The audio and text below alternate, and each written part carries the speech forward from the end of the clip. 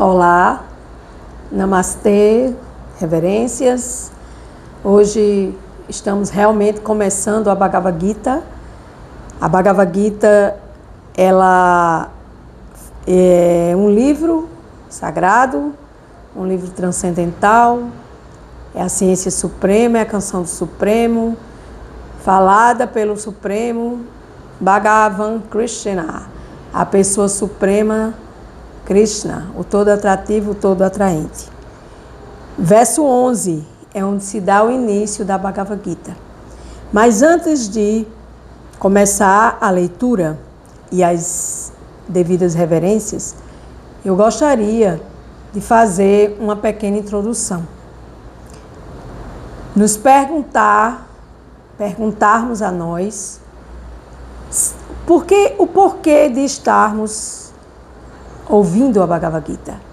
Qual é a importância que a Bhagavad Gita tem em nossas vidas para que a gente possa dar continuidade a essa leitura, para que a gente possa dar continuidade a essa sabedoria, a filosofia védica, né, Vedanta, dos Vedas, da Índia, né, de Bharata, que era o antigo nome da Índia, era chamado de Bharata. E também nos questionarmos acerca de todo esse conhecimento que nos leva a uma reflexão maior dos porquês que são importantíssimos para que nós possamos mergulhar dentro desse conhecimento transcendental. Eu sempre escuto dos meus mestres espirituais, das escrituras sagradas, onde o próprio Krishna, a própria pessoa suprema de Deus, Krishna, ele diz que a alma é eterna, cheia de conhecimento e bem-aventurança. E o que é a alma ser eterna, cheia de conhecimento e bem-aventurança? Eterna por quê? Porque ela é eterna, porque ela foi criada por Deus. Deus é nosso Pai maior. Então, Deus é a alma maior e nós somos as alminhas, digamos assim, menores.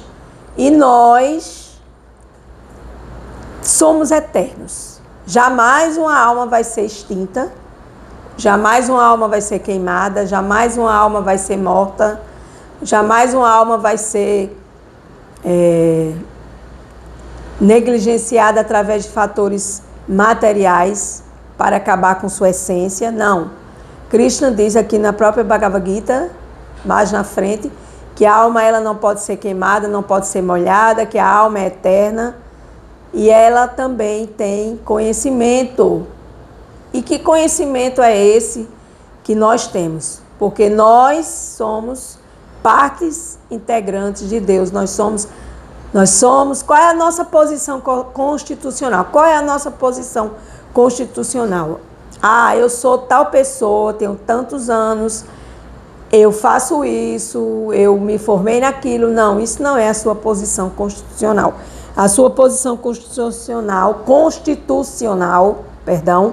é que nós somos uma alma eterna, cheia de conhecimento. Esse conhecimento ele já está embutido na nossa alma e nós não usamos esse conhecimento porque nós usamos apenas o conhecimento material para achar que é conhecimento que vai nos satisfazer.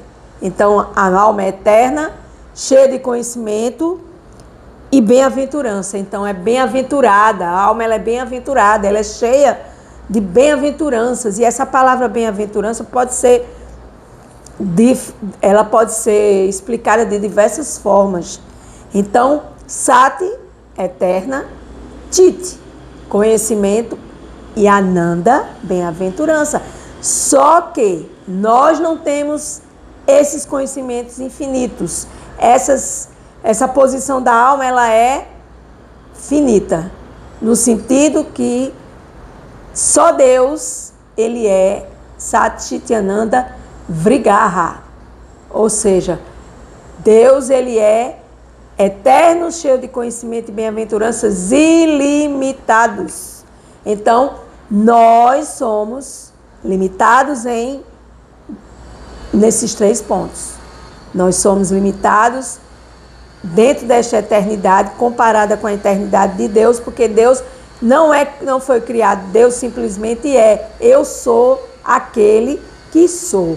E isso para uma mente materialista, uma mente que vai lá querer especular e querer entender com pouco conhecimento que nós temos e com pouca informação que nós temos aqui no Ocidente, nós não vamos conseguir. Então, nós somos a imagem e a semelhança de Deus. Por quê? Porque nós somos parecidos com Deus em qualidades. Eternos, alma eterna, cheio de conhecimento e bem-aventurança, mas não em quantidade. Que seja esse aprendizado de início aqui da Bhagavad Gita. Bhagavad Gita, como ele é, capítulo 2, resumo do conteúdo da Gita, verso 11, é onde começa verdadeiramente a Bhagavad Gita, no sentido que a Suprema Personalidade de Deus vai falar diretamente. Antes foi uma introdução, falando de vários temas, Prabhupada explicando, sua divina graça, Srila Prabhupada explicando. Depois veio o primeiro capítulo, que foi a formação dos exércitos para que houvesse essa batalha. E agora nós estamos no resumo do conteúdo da Gita, verso 11, que é onde começa o início da Bhagavad Gita. Capítulo 2, verso 11. A Suprema Personalidade de Deus disse: enquanto falas palavras sábias, estás lamentando pelo que não é digno de pesar. Sábios são aqueles que não se lastimam nem pelos vivos e nem pelos mortos. Om Agyananti Mirandasya, Gyananjana Salakaya, Chakshumilitayena Tasmai Shiguruve Namaha. Embora eu tenha nascido na mais escura região da ignorância, esse mundo material, o meu mestre espiritual abriu meus olhos com a tocha do conhecimento transcendental, Bhagavad Gita. A tal mestre espiritual, eu presto minhas humildes e respeitosas reverências. Por quê? Porque a humildade é uma qualidade divina. Deus é humilde por si só. E nós devemos sermos humildes e devemos nos sentirmos jubilosos de estarmos aqui novamente ouvindo a Bhagavad Gita. E no início da Bhagavad Gita, no verso 11, onde Arjuna, ele continua se lamentando e a Suprema Personalidade de Deus disse. Então, Krishna vai dizer daqui para frente nos seus versos. O Senhor logo assumiu a posição de professor e castigou o aluno, chamando indiretamente de tolo. O Senhor disse: falas como um homem erudito, mas não sabes que quem é instruído, quem sabe o que é o corpo e o que é a alma, não lamenta por nenhum estágio do corpo, quer ele esteja vivo ou morto. Por quê? Porque nós somos uma alma Satchityananda, eterna, cheia de conhecimento e bem-aventurança. Nós não vamos morrer jamais. Nós fomos criados ou criadas pelo Supremo. Então, nós não devemos nos lamentar por aquilo que acontece ao nosso corpo. Por quê? Porque não devemos... O homem instruído é aquele que não se lamenta nem pelos vivos e nem pelos mortos. Ou seja, não se lamenta por nenhum estágio do corpo que esteja vivo, quer esteja morto. Por quê? Porque o corpo é apenas um casulo para que a alma acople nele.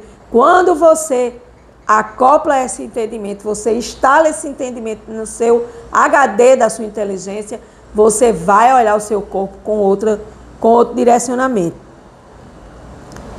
Ficará claro que conhecimento significa saber o que é a matéria e o que é o espírito, e o controlador de ambos. Então, qual é o verdadeiro conhecimento? É aquele que eu vou morrer de estudar na universidade para chegar a um pós-doutorado. Não. Também está equivocado esse conhecimento.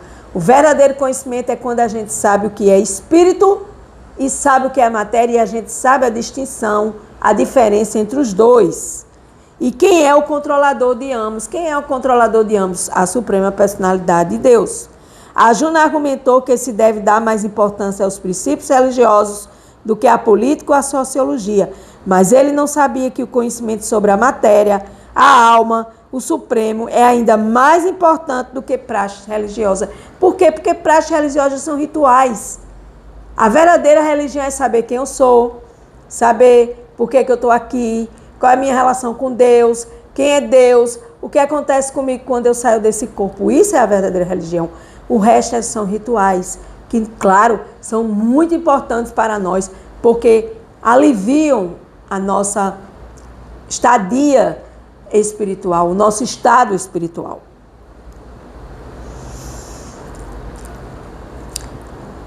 Então, e por que lhe faltava esse conhecimento de saber o que é matéria e o que é alma e o que é o Supremo? Saber quem é a matéria, o que é a matéria, o que é a alma, o que é o Supremo. O que falta esse conhecimento para todos nós aqui, e faltava para mim também, até eu encontrar a Bhagavad Gita, de não saber distinguir o que é a alma, o que é a matéria, o que é o Supremo. Então, esse não é o verdadeiro. Quando a gente não tem esse entendimento, a gente não tem o verdadeiro conhecimento do que é a alma, do que é a matéria e do que é o Supremo. Como, de fato, não era um homem erudito, muito erudito, ele estava lamentando algo que era indigno de lamentação. Quem? Arjuna. Porque lhe faltava esse conhecimento. E ele não devia tentar fazer-se passar por um homem instruído quando ele não sabia a diferença entre alma, matéria e ser supremo. O corpo nasce e está destinado a perecer hoje ou amanhã, não é verdade? Logo, o corpo não é tão importante como a alma. Aquele que sabe disso é realmente instruído, erudito, e qualquer que seja a condição do corpo material, ele não tem motivo algum para lamentação. Então, quando a gente se lamenta, a gente está lamentando pelas coisas materiais, a gente está lamentando pelo corpo que está doente, pelo sintoma que agravou a doença, pelo diagnóstico médico da doença do corpo, mas a alma não tem nada a ver com isso. Quando você entende isso, você se liberta. Verso 12. Nunca houve um tempo em que eu não existisse, nem tu, nem todos esses reis. Tampouco no futuro, algum de nós deixará de existir. Então, aqui está a Suprema Personalidade de Deus, confirmando que nós fomos criados e que sempre existimos e sempre existiremos. Então, essa notícia, essa informação divina é sinal de muita alegria. Porque a gente teme a morte, e a morte, o que morre é apenas o corpo. Então, a partir do momento que você sabe, tem esse acesso a essa informação, você vai parar de se lamentar por determinadas coisas que você se lamenta. Eu estou me lamentando. Vai estudar, vai ter conhecimento. Você tem meia hora, escuta a Bhagavad Gita por meia hora. Mas não desperdice esse tempo aqui na Terra, que esse momento aqui é muito precioso. Depois, quando a gente sai do corpo, a gente vai se lamentar. Se eu soubesse. Se eu tivesse feito aquilo. Se eu tivesse agido de outra forma. Quando você está aqui nesse momento e você tem toda essa oportunidade de agir de forma diferenciada.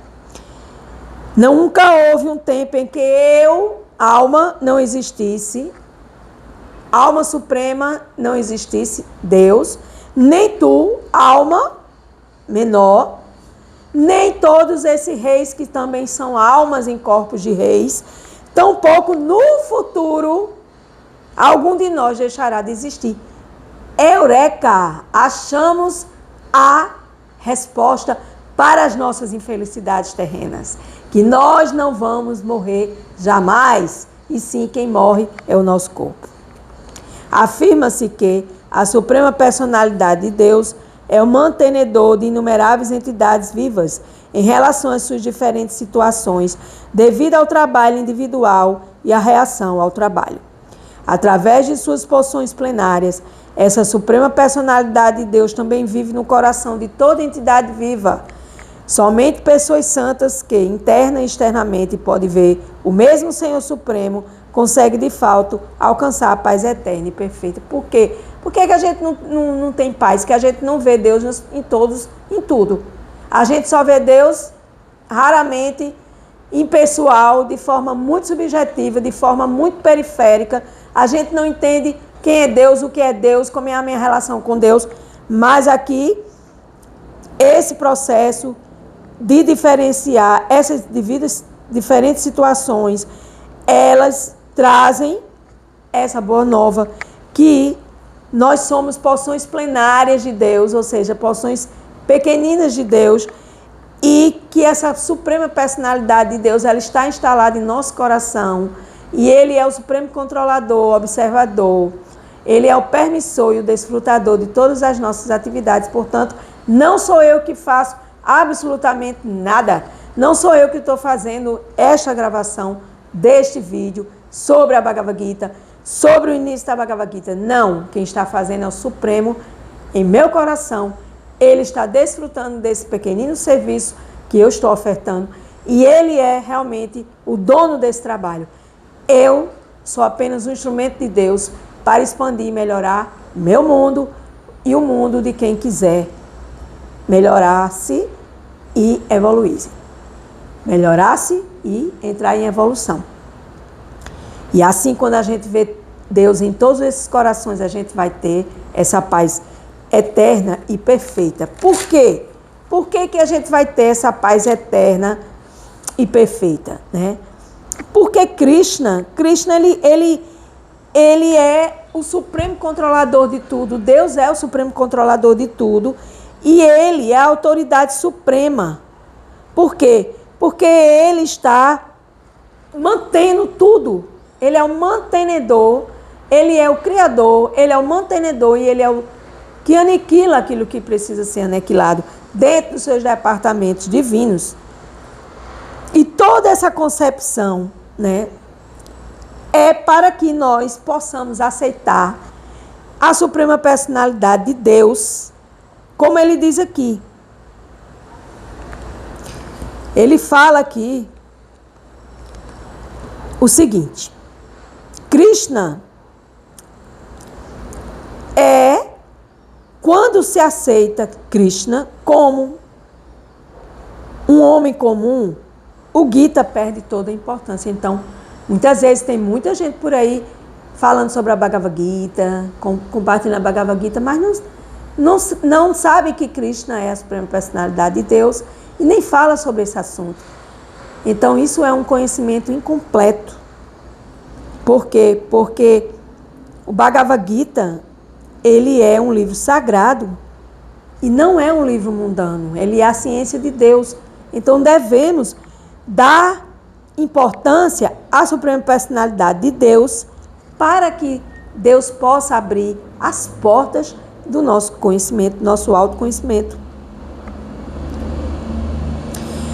O processo pelo qual o não devoto, o que é o não devoto? É aquele que não tem consciência de Deus, de Krishna, entra em contato com os ensinamentos da Gita, é parecido com a atividade de uma abelha que lambe uma garrafa de mel. Imagina uma garrafa de mel e uma abelha arrodeando, circulando a garrafa de mel.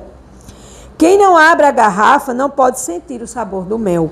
Da mesma forma, o misticismo do Bhagavad Gita pode ser entendido somente pelos devotos conscientes de Deus, e nenhuma outra pessoa poderá saboreá-lo, como se afirma no 4º capítulo da Bhagavad Gita. Tampouco pode o Gita ser desvendado por pessoas que invejam a própria existência de Deus. Portanto, a maneira como a Bhagavad Gita é explicada é uma apresentação extremamente orientadora sobre toda a verdade absoluta. Então, por que só os devotos podem compreender a Bhagavad Gita? Porque aqueles que estão em consciência de Deus, que têm consciência de Deus na prática, não na teoria. Eu acredito em Deus, ok. Como é a sua crença sobre Deus? Como é que você usa ela? Qual é o conhecimento que você tem acerca do absoluto? Você pode explicar como é que Deus criou esse mundo? Como é que Ele mantém? Como é que Ele aniquila? Só o devoto consciente de Deus que mergulha nesse conhecimento pode dar essas explicações, ou o mestre espiritual autêntico que vem estudando há muito tempo todas essas escrituras sagradas védicas.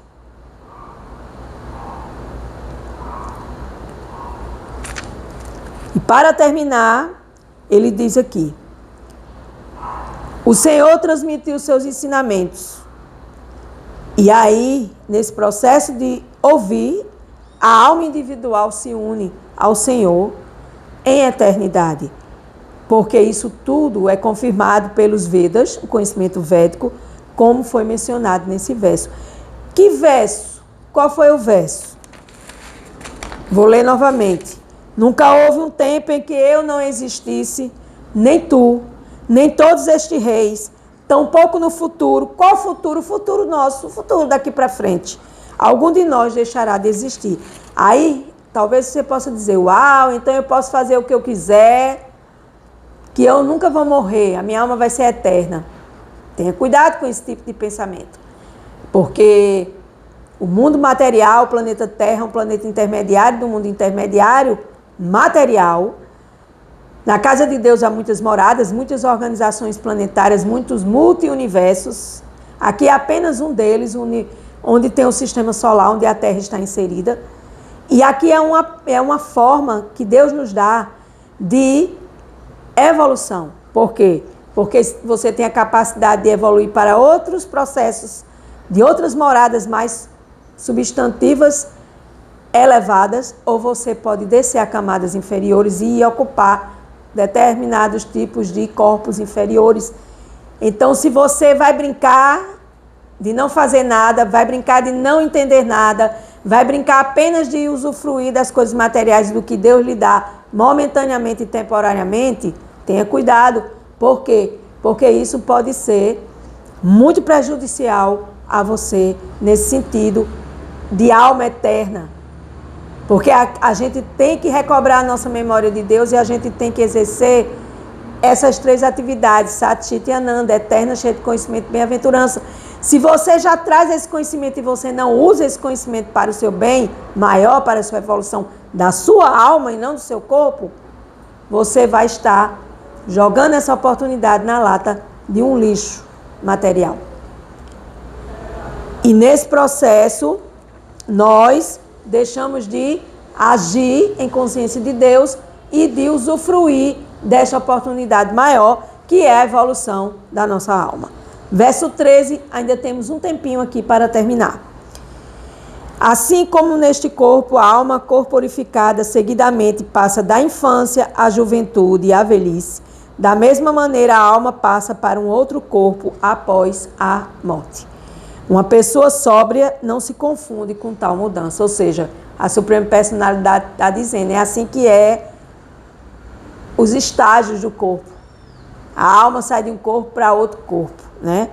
Como toda entidade viva é uma alma individual, a alma individual é o que nós somos. Cada uma está mudando seu corpo a cada momento, às vezes se manifestando como criança, como jovem ou idoso. No entanto, a mesma alma espiritual está presente e não sofre mudança alguma. Outra característica da alma, a alma não sofre a mudança que o corpo reage com o passar do tempo. E como existe a certeza de que no próximo nascimento ela terá outro corpo material ou espiritual, não havia motivo para a Juna lamentar-se devido à morte, nem dos seus parentes, nem dos seus amigos, nem de ninguém, com as quais ele estava preocupado. Por que que nós vamos atingir outro corpo, quando ele diz corpo material ou corpo espiritual? Por quê? Porque o planeta material, nós vamos ter um corpo material. E se a gente voltar aqui, a gente vai ter novamente um corpo material. Mas se a gente se esforça na evolução e a gente vai habitar planetas superiores, existirão outros tipos de corpos espirituais e não mais este corpo material, que é a causa do enredamento no mundo material, no planeta Terra. Tais mudanças de corpo refletem a variedade de prazer e sofrimento, conforme as atividades executadas durante a vida. Eu já falei sobre isso, que aqui é uma oportunidade de evolução, de sair desse plano material. Portanto, todos os nossos parentes, com certeza, irão ter corpos ou materiais ou espirituais nas próximas vidas deles, ou pelo menos viveriam em corpos celestiais, habitando em planetas celestiais, que propiciariam esmerado gozo material. Assim, em nenhum dos casos havia motivo de lamentação. Não devemos nos lamentar pelo corpo. Essa é a mensagem da Bhagavad Gita no dia de hoje. Qualquer homem que tenha perfeito conhecimento da constituição da alma individual, da super-alma que é Deus em nosso coração e da natureza da matéria ou espiritual, é chamado de Dhira, ou um homem muito ponderado, um homem erudito, que sabe quem é o Supremo, que sabe o que é matéria, que sabe o que é espírito, que sabe a relação do Supremo Controlador sobre tudo isso. Semelhante homem jamais se deixa iludir pelas mudanças de corpos. Por quê? Porque nós hoje somos um personagem. Eu sou o personagem de Ana Cláudia Sandra, neste corpo aqui, agora. Já fui outros corpos passados e habitarei em outros corpos futuros, dependendo do que eu ando fazendo no meu momento atual. Então, a Bhagavad Gita, o Supremo Krishna, a ciência suprema é claríssima e aqui está a comprovação de que nós vamos habitar corpos ou materiais, voltando aqui, ou em outros planetas materiais, porque não só existe a Terra como planeta material, existem outros planetas inferiores abaixo da Terra, ou vamos nos elevarmos a planetas onde é outro tipo de corpos. Por que os homens vão à Lua, pegam suas naves fantásticas da NASA americana e chegam lá e não veem nada? Porque lá existem outros tipos de corpos. E esses tipos de corpos não são visíveis a esse olho material que está aqui por detrás deste óculos. Então, minha gente, hoje começamos a Bhagavad Gita e hoje estamos muito felizes de entender que somos alma espiritual individual, Satchitananda, eterna, cheia de conhecimento e bem-aventurança, que existe a alma suprema, que é a personalidade de Deus, Krishna, e que nós estamos aqui neste mundo material e esquecemos disso porque nós estamos lubrificados pela energia ilusória de Maya. E por isso a gente precisa ter um guru, um mestre, um professor, se associar a alguém que já entenda um tiquinho a mais do que você, para que a gente possa entender como é que funciona essa energia ilusória e a gente possa sair dessas garras de Maya. E aí, nesse processo, vamos admitir que o Senhor Krishna, que Deus é uma personalidade suprema e que nós somos seus filhinhos, suas alminhas filhinhas, e que o Senhor Supremo é superior em posição à alma, à entidade viva que somos nós. E assim, a Juna, como eu, como você, nós somos uma alma em um estado de esquecimento, iludida por Maya. Nós somos uma alma em esquecimento, também iludida por Maya. Com gratidão, encerro aqui. Hoje foi um pouco mais extenso. Eu estou tentando fazer no máximo 20 a 25 minutos, mas eu precisava fechar esse verso 13. Com gratidão, eu encerro mais um dia da Bhagavad Gita. Gratidão.